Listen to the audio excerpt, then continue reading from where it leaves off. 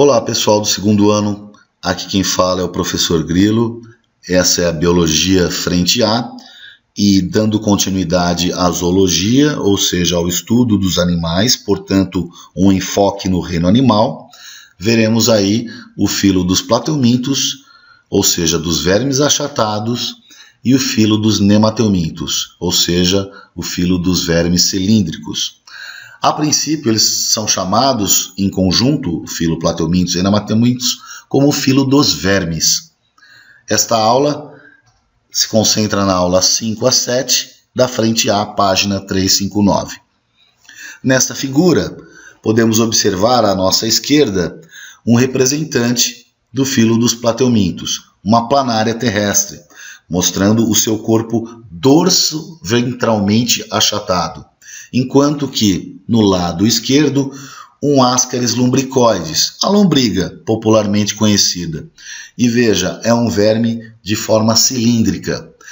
Claro que são características achatadas e cilíndricas, não necessariamente exclusivas desses animais. Existem outros animais que têm o corpo dorso-ventral achatados, né? E também corpos cilíndricos. Então, não é uma característica exclusiva esta forma, mas em algum momento serviu de ideia para denominar esses filos. Mostrando aqui para vocês o cladograma, ou seja, o cladograma do reino animal que eu costumo apresentar em cada aula, dando sequência a ele, portanto, nós temos aí o filo dos plateumintos e dos nemateumintos. E aí algumas novidades evolutivas surgiram próximas ao pé do nosso cladograma aqui. A primeira a ser discutida, em breve, será a triblastia, condição de triblásticos. O que viriam ser animais triblásticos? Nós discutiremos daqui a pouco. Foi uma característica que surgiu inicialmente nos plateumintos e foi compartilhada por todos os demais animais. E também nós discutiremos a simetria bilateral, que também surgiu nos plateumintos e será compartilhada por todos os outros animais, salvo algumas exceções no filo dos equinodermos, que discutiremos mais adiante. Embora a fase larval dos equinodermos, a fase larval é considerada bilateral.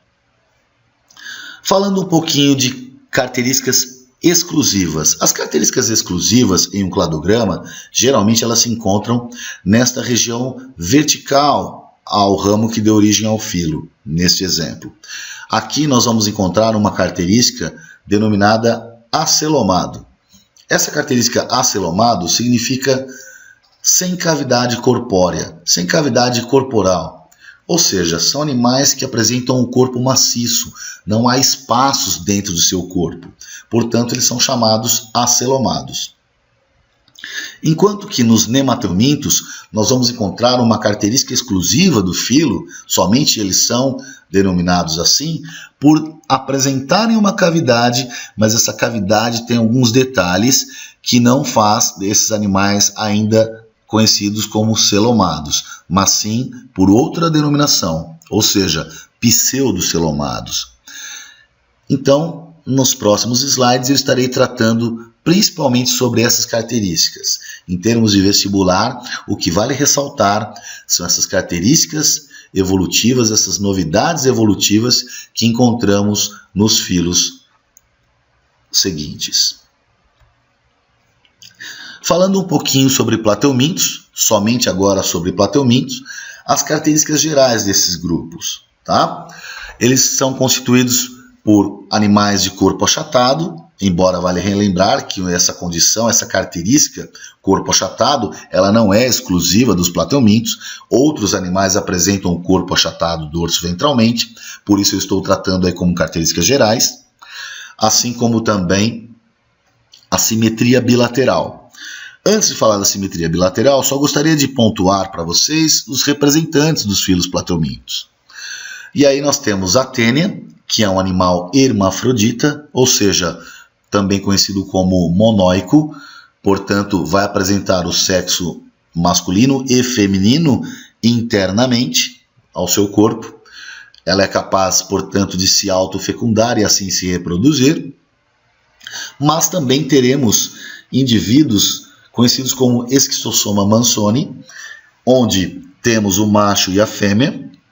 Macho e fêmea costumam viver dentro do seu hospedeiro definitivo de maneira unida, copulando. A fêmea inserida em um canal do corpo do macho, denominado canal ginecóforo. E lá eles copulam em uma área geralmente específica do corpo humano, chamada veia porta. Veia porta é uma veia próxima ao fígado, onde há um fluxo de sangue muito forte, onde esses animais se alimentam desse tipo de fluido corpóreo. Além dos trematódios, assim é a classe do Esquistossoma mansoni, além dos cestódios, esta é a classe das tênias, nós vamos encontrar um outro representante, também trematódio, ou seja, também representante do Esquistossoma mansoni, que é a facíola hepática. A facíola hepática é um parasita encontrado não só no corpo de seres humanos, como hospedeiros, mas também no corpo de carneiros, caprinos, ovinos, que se alimentam de vegetais aquáticos. E, por final, temos aqui uma planária, que seria o nosso modelo morfológico e fisiológico dos plateumintos. A planária é um plateuminto, um verme achatado, de vida livre, não sabe-se a respeito desse animal, se existem algumas espécies que podem serem parasitas ou não. O que se sabe é que a maioria das planárias são vermes de vida livre.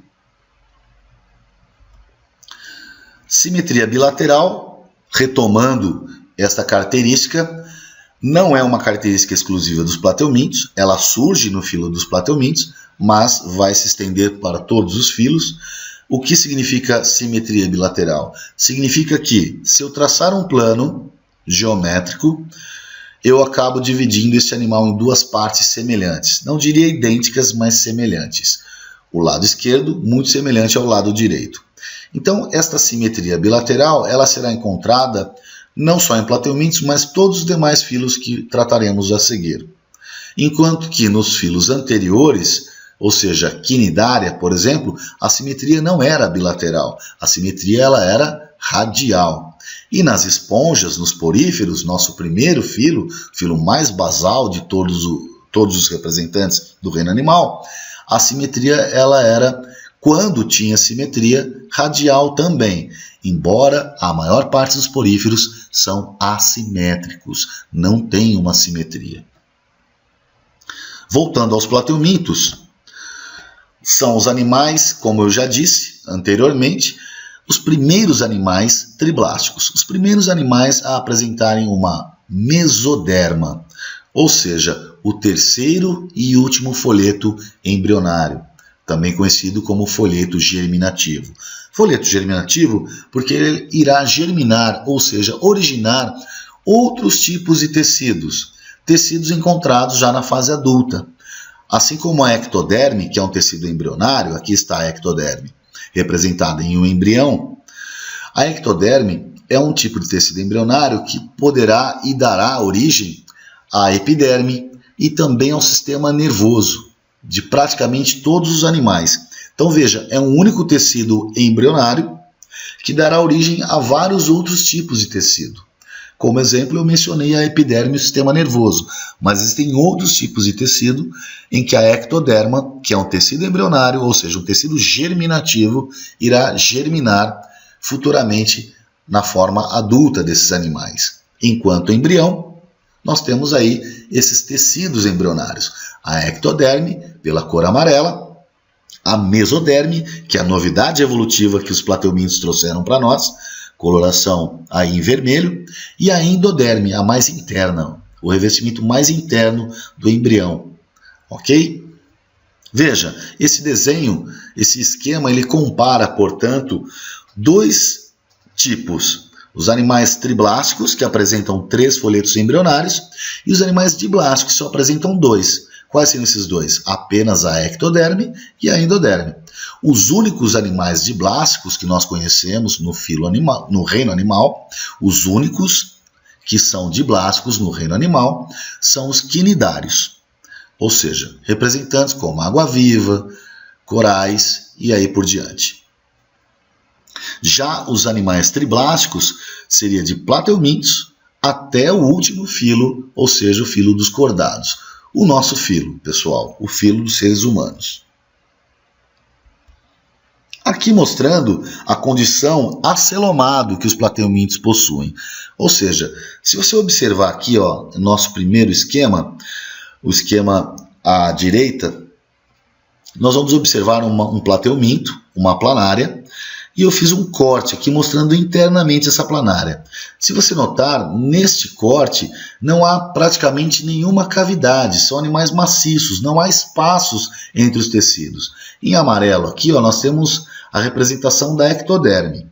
Em rosa, nós temos a representação da mesoderme. E em azul, nós temos a representação da endoderme. Então veja, não há espaços dentro do corpo de um plateuminto. Existe sim um círculo branquinho aqui, representado pela cor branca, que na verdade é a luz intestinal, ou seja, o tubo digestório desses animais, eles vão apresentar ali uma região oca, mas não podemos considerar isso como celoma. Esses animais são acelomados, eles não vão apresentar cavidades corporais. Se isto é uma condição acelomada, o que seria uma condição celomada? Ou seja, que apresenta um celoma. Aí, pessoal, nós teremos que avançar alguns filos. No caso, passaríamos pelo nemateuminto e chegaríamos ao anelídeo. Próxima aula. O filo dos anelídeos, o filo das minhocas, eles são animais, são os primeiros animais a trazerem essa condição de celomados. Ou seja, se eu fizer um corte nesta minhoca, eu vou observar que existem cavidades. Essas cavidades, esses espaços internos, eles são preenchidos exclusivamente pela mesoderme. Ou seja, só vamos notar uma cavidade envolvida pela cor rosa, pela cor rosinha aqui, ó. Então, a mesoderme, ela está envolvendo completamente esta cavidade. E isto é o que de fato define celoma. Ou seja, celoma é uma cavidade envolvida exclusivamente pela mesoderme. Portanto, os plateumintos, eles são acelomados. Primeiro que eles não possuem cavidade. Já os anelídeos são organismos celomados. Eles possuem uma cavidade e essa cavidade ela é revestida exclusivamente pela mesoderme. Existe uma forma intermediária, ou seja, entre o acelomado sem cavidade e o celomado com cavidade preenchida exclusivamente pela mesoderme, que é, no caso, a condição pseudocelomado. Nos pseudocelomados, adiantando a aula para vocês, nós vamos encontrar os nemateumintos. Os nemateumintos são animais, os únicos animais pseudocelomados. O que viria a ser isso? Eles vão apresentar uma cavidade e essa cavidade ela estará em contato não só com a mesoderma, não só com a coloração rosa, mas também com a endoderma, com a coloração azul. Então esta cavidade ela não pode ser validada como um celoma, mas sim um pseudoceloma, já que celoma, vale a pena repetir, é uma cavidade envolvida exclusivamente pela mesoderme, o que não se encontra aqui. Então, nesse esquema mostrando os tipos corporais dos animais triblásticos, nós vamos encontrar esses três modelos. Só que, como único representante do modelo acelomado, são os plateumintos. Como único representante dos pseudocelomados, são os nemateumintos. E como representante dos celomados, temos aqui inicialmente os anelídeos. Dos anelídeos em diante, todos os demais filos, inclusive o nosso, os cordados, vão apresentar mesoderme e essa mesoderme estará envolvendo toda a cavidade corporal dos animais. Portanto, ela estará envolvendo exclusivamente essa cavidade corporal. Portanto, todos os animais a partir de anelídeo são considerados celomados. Algumas características fisiológicas relacionadas ao filoplatelmintos é que, nesse caso, o sistema digestório dos platelmintos ele apresenta algumas modificações quando comparamos ao sistema digestório dos quinidários. Os quinidários, de fato, foram os primeiros animais, as águas-vivas, as anêmonas, os corais, foram os primeiros animais a apresentarem um sistema digestório, a apresentarem uma boca e uma cavidade digestiva. No caso dos platelmintos, eles continuam ainda com o sistema digestório incompleto, ou seja, apenas boca e não terminando em um ânus. Portanto, esses animais se alimentam pela boca e eliminam resíduos pela boca. Esse tipo de sistema digestório continua, portanto, incompleto, apenas boca. Mas o seu sistema digestório ele apresenta algumas derivações, algumas complexidades. Esta cavidade digestiva agora, ela está ramificada, como estou mostrando aqui no esquema para vocês. Essa ramificação é importante para facilitar a distribuição dos nutrientes pelo corpo e melhor absorção desses nutrientes. Vale observar também que a planária ela possui sua boca na região quase que mediana do seu corpo. E dessa boca surge uma estrutura que se everte, ou seja, sai para fora do corpo do animal, denominada faringe. E dessa faringe saem enzimas digestivas, que, portanto, farão uma digestão inicial fora do corpo do animal. Então, podemos dizer que, nos platelmintos, a digestão inicial ela é extracorpórea, ela é fora do corpo do animal. Depois, esse alimento é trazido para dentro da cavidade digestiva ramificada, lá sofre uma digestão intracorpórea, ou seja, dentro de uma cavidade digestiva, extracelular, portanto, e depois uma digestão intracelular. Então veja a sequência. Inicialmente, uma digestão extracorpórea, fora do corpo do animal, feito pelas enzimas digestivas lançadas pela faringe. Depois essa faringe suga todos esses alimentos pré-digeridos pelas enzimas e faz uma digestão dentro da cavidade digestiva, ou seja, uma digestão extracelular, dentro de uma cavidade. A partir do momento que ocorrer essa digestão parcial extracelular, teremos finalmente a digestão intracelular, dentro das células. Então são 3 etapas: digestão extracorpórea, digestão extracelular e digestão intracelular. Aqui mostrando detalhes da boca desse animal, na região ventral da planária, portanto, a faringe e o trato digestório, ou seja, o sistema digestório todo ramificado. E mostrando aí que existe um intestino, né, uma espécie de tubo digestório, e que no tubo digestório nós teremos a digestão extracorpórea inicialmente, e no tubo digestório, na cavidade digestória, apenas cavidade digestória, uma digestão extracelular. E finalmente uma digestão intracelular realizada pelos lisossomos. Vale observar também outras características que serão mencionadas nos próximos slides, que é a presença de uma cabeça. Daqui a pouco falaremos sobre um processo de cefalização, ou seja, de origem da cabeça desses animais.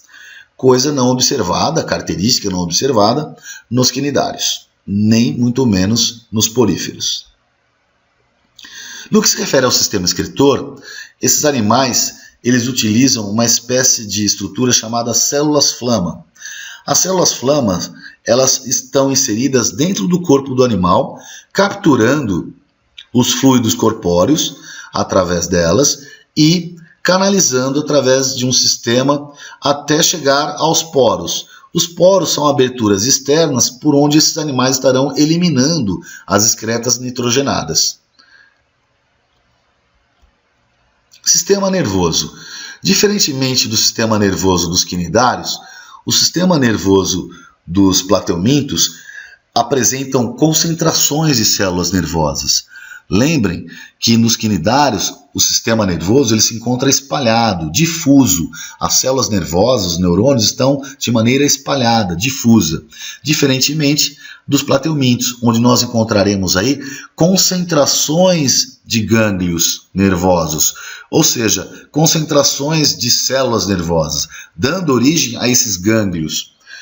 E aí nós temos uma espécie de gânglio cerebral que estará concentrado na região da cabeça desses animais. Desses dois pares de gânglios cerebrais, nós teremos aí, partindo dos mesmos, dois longos cordões longitudinais, tanto o esquerdo quanto o direito, e cordões transversais, que estarão atravessando de um lado do outro os cordões longitudinais.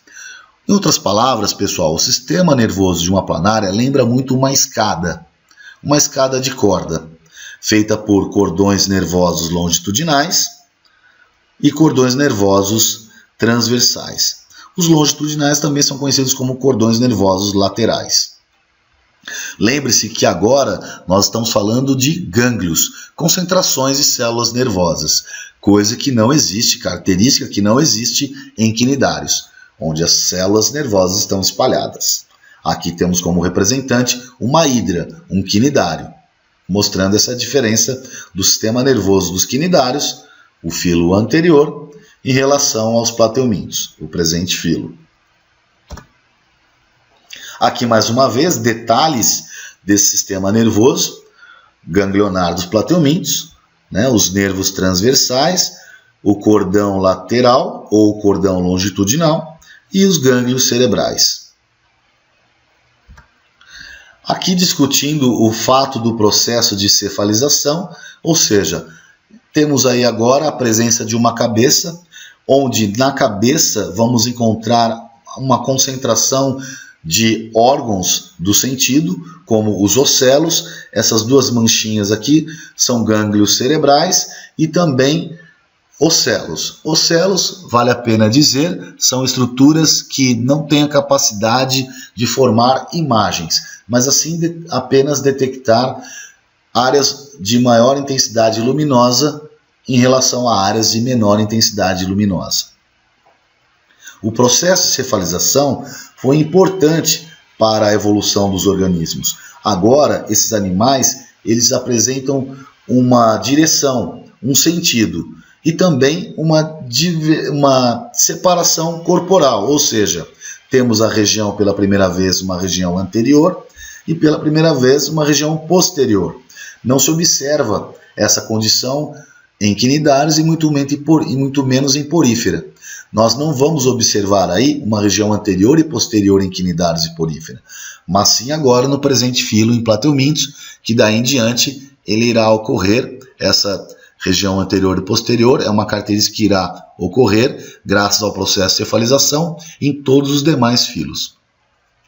A presença de uma cabeça e nessa cabeça a concentração de órgãos do sentido, ela é extremamente importante para a sobrevivência do animal e nós veremos isso em detalhes nas próximas aulas. E aqui falando a respeito do sistema reprodutor. Ou seja, esses animais, no caso dos plateumintos, eles vão apresentar diferentes formas relacionadas ao sistema reprodutor. Como eu já mencionei, alguns organismos, alguns plateumintos, apresentarão sexos separados. Ou seja, existe macho e fêmea. E entre o macho e fêmea existem, portanto, em alguns casos, dimorfismo sexual. Ou seja, é notável a diferença entre o macho e a fêmea. Eles não são completamente idênticos, existem diferenças e elas são notáveis. Então, quando existem sexos separados, podemos dizer que esses organismos são dioicos e também quando há diferença entre as características do macho em relação às características da fêmea, podemos dizer que além de dioicos, eles apresentam dimorfismo sexual, ou seja, duas formas relacionadas, uma forma diferente do sexo masculino em relação a uma forma diferente do sexo feminino. E a questão hermafrodita está presente, por exemplo, nas tênias. As tênias são vermes hermafroditas, assim como também as planárias. Veja, nesse esquema, uma planária internamente ela vai apresentar ovário, ela vai apresentar testículos e geralmente, embora ela seja hermafrodita, as planárias preferem a cópula, ou seja, envolvendo um outro indivíduo da mesma espécie. A cópula entre indivíduos da mesma espécie, obviamente, ela é muito mais vantajosa do que se o verme optasse pela autofecundação.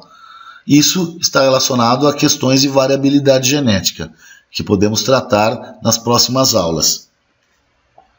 Já a característica de desenvolvimento direto e indireto significa que, quando tem o desenvolvimento direto, não envolve fase larval no ciclo desses animais. Já quando se tem o desenvolvimento indireto, é observável uma fase larval no ciclo. E reprodução sexuada seria uma reprodução como vocês estão observando aqui no esquema, em que uma planária copula com outra, embora ambas sejam hermafroditas, ela ocorre essa cópula, uma introduz o pênis na outra, onde há essa, digamos, troca de material genético, em que depois elas se desprendem e, aqui no caso, esta planária fez a sua deposição de ovos e desses ovos saíram pequenas planárias jovens. Veja que essas planárias jovens lembram a forma adulta. Portanto, esse tipo de reprodução ele é direto, não há uma fase larval. E também é uma reprodução sexuada, pois houve troca de gametas. Mas existe também a reprodução assexuada, onde a planária, por exemplo, ela pode sofrer processos de regeneração. Algumas planárias realizam reprodução assexuada através da regeneração de seus tecidos. Isso devido a algum processo de fragmentação. Então, antes de eu falar de regeneração, existe o processo chamado fragmentação, em que por algum momento, por alguma situação, esta planária pode sofrer fragmentos, perdas de partes do seu corpo, em que cada parte do seu corpo irá originar indivíduos, ou seja, novos indivíduos. Então, é um tipo de reprodução assexuada, em que não envolve a participação dos gametas. Nós estamos observando um esquema aqui e fotos com imagens reais do lado direito. No lado direito, observe que cada segmento da planária deu origem a novas planárias. Assim como está representado aqui no esquema em que uma planária foi cortada em 3 partes. Esta primeira parte, a cabeça, originou uma nova planária. Esta parte intermediária do corpo originou também uma nova planária. E a parte final aqui, a posterior, originou uma outra planária, né? Portanto, a reprodução assexuada é possível também entre os plateumintos. Bom, pessoal, termina a nossa aula sobre plateumintos. Na aula seguinte, veremos aí sobre o próximo filo, os nemateumintos, ou seja, os animais de corpo cilíndrico não segmentado. Até breve.